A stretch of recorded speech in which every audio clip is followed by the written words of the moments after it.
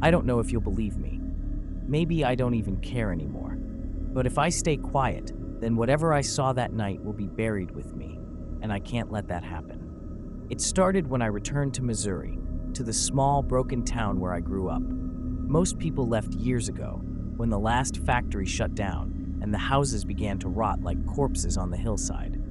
I hadn't been back in more than a decade, but when my uncle died, I inherited his old place, a crumbling farmhouse on the edge of town. I thought I could fix it up, maybe rent it out. But the second I stepped off the bus, I felt it. The weight in the air, pressing against my chest like the whole land itself was suffocating. At night, the silence wasn't peaceful. It was thick, the kind of silence that feels like it's listening to you. The locals, what few were left, barely looked me in the eye. The old clerk at the gas station told me, "Don't walk after dark. Not out there." His voice cracked, as if the words carried too much truth. When I asked him what he meant, he just shook his head and muttered, "You'll see." I laughed it off, but I didn't see the humor for long. That first night, I couldn't sleep.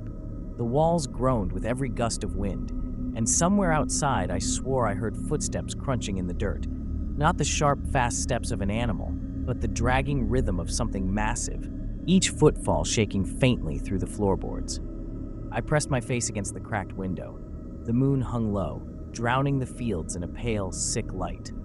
That's when I saw it. At first, I thought it was a tree, a massive, twisted oak leaning over the ruins of a barn. But then it moved. Its shoulders shifted, slow and deliberate, and the black shape unfolded like something rising out of the soil itself. And then, the eyes. Two burning orbs of orange light cutting through the dark. They scanned the fields, glowing brighter as they moved, until they landed on me. I ducked instantly, heart hammering against my ribs, my breath frozen in my throat. The silence outside deepened, as if the whole night was waiting for me to move. I told myself I imagined it. Sleep deprivation, paranoia, an overactive imagination fueled by a dead town and an old man's warning. But then I heard it, closer this time. The sound of wood splitting, metal crunching, and earth tearing open under the weight of something enormous. I didn't sleep at all. The next morning, when I stepped outside, I saw the barn had collapsed overnight. The beams weren't rotted through or broken by wind. They'd been crushed as if something impossibly huge had stepped on them. And in the dirt, behind the ruins, were impressions, sunken pits at least 6 feet across. Too round to be from machinery, too deep to be human. I wanted to leave right then. But something kept me there. Because a part of me needed to know what was out there. I told myself I wouldn't go looking for it. That's how people get killed in horror stories, right? They go chasing shadows. But the thing is, it didn't matter if I looked for it or not. It was already looking for me. The second night, the sounds came earlier. Not distant this time, but closer, like thunder rolling across the earth, each step rattling the glass panes in their frames. I sat in the living room with the lights off, trying not to breathe too loud, staring through the broken blinds. And then I saw them. Not just it, but figures, human figures, walking the road that cut through town. Their silhouettes were jagged, twitching as if they weren't moving of their own free will. The moonlight caught their faces just enough for me to see empty eyes, wide and unblinking, staring straight ahead. They weren't alive, at least not in the way you or I are. They were following something. The ground quaked, and there it was, the giant, crawling out from the edge of the forest, its limbs dragging with a weight that seemed to bend the earth itself. Its head turned slow, and again, those burning eyes lit the street like searchlights. The people, if you can call them that, spread out in its wake, like worshippers clearing a path for their god. I should have stayed hidden, but curiosity, or maybe madness, made me step outside, crouching low in the shadows of my uncle's porch. The air smelled wrong, metallic and sour, like blood baked into rust. My stomach clenched, but I couldn't look away. That's when I realized something terrifying. The giant wasn't just passing through, it was searching. Its massive hands dragged across the roofs of houses, peeling them open like tin cans, peering inside with its glowing eyes. And wherever its gaze landed, people stepped out, people who shouldn't have been there. Neighbors I knew had been dead for years, a boy I'd gone to school with, his skin pale, his mouth hanging open, no breath fogging in the night air. They walked like puppets, strings pulled by something ancient and unseen. And then, one of them stopped. A man with a twisted neck and torn clothes turned toward me. His face locked on mine, and in that instant, I felt the giant shift. Those burning eyes swiveled, pinning me in place like a trapped animal. I ran, through the back of the house, into the cornfield that stretched for miles. The stalks whipped against my arms, but the sound of my breathing was drowned out by the heavy, crushing steps behind me, each one closer, closer, like an avalanche gaining speed. And then I heard it, a voice, not booming, not loud, but whispering inside my head. "Come back. Don't hide. You belong to me." I tripped and fell face first into the dirt, my lungs burning, the whispers filling every corner of my skull. I forced myself up, my legs screaming, and stumbled deeper into the field. But when I looked over my shoulder, I saw it.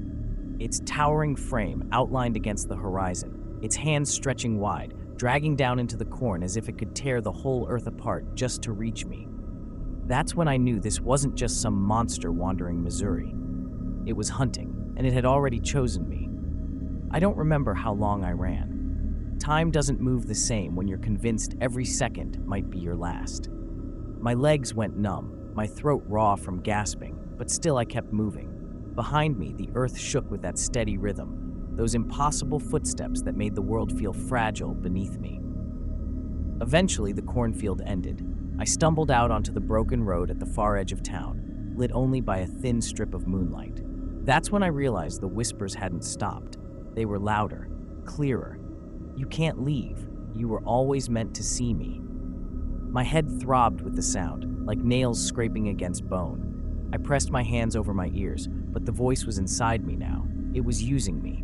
Each word bent my thoughts, twisted my fear into something that almost felt like devotion.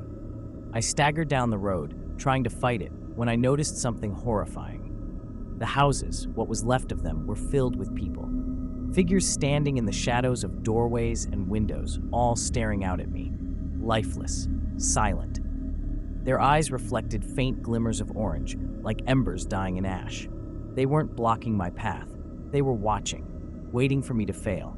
Then the footsteps stopped. I froze. The air was so still, it pressed against my lungs, and slowly I turned.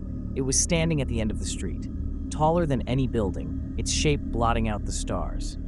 Its arms dangled low, fingers curling into claws that scraped the ground.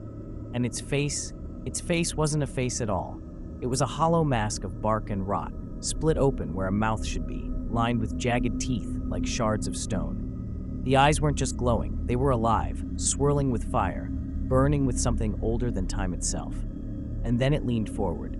The voice inside me rose to a scream. "Come back to me." My knees buckled, and for a moment, I wanted to obey. I wanted to step into its shadow, to let it pull me into whatever black eternity it promised. My body ached to surrender.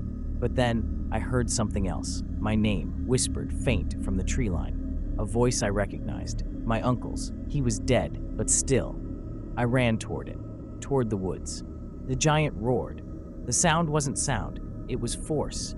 It rattled the marrow in my bones, shattered windows around me, dropped me to my hands and knees. But I crawled, desperate, clawing through the dirt until the trees swallowed me whole. When I finally looked back, the giant stood at the edge of the forest, its massive form framed against the burning horizon. It didn't follow me in. It only watched, and it smiled. I don't remember how I made it out, or how long I wandered before collapsing on the highway.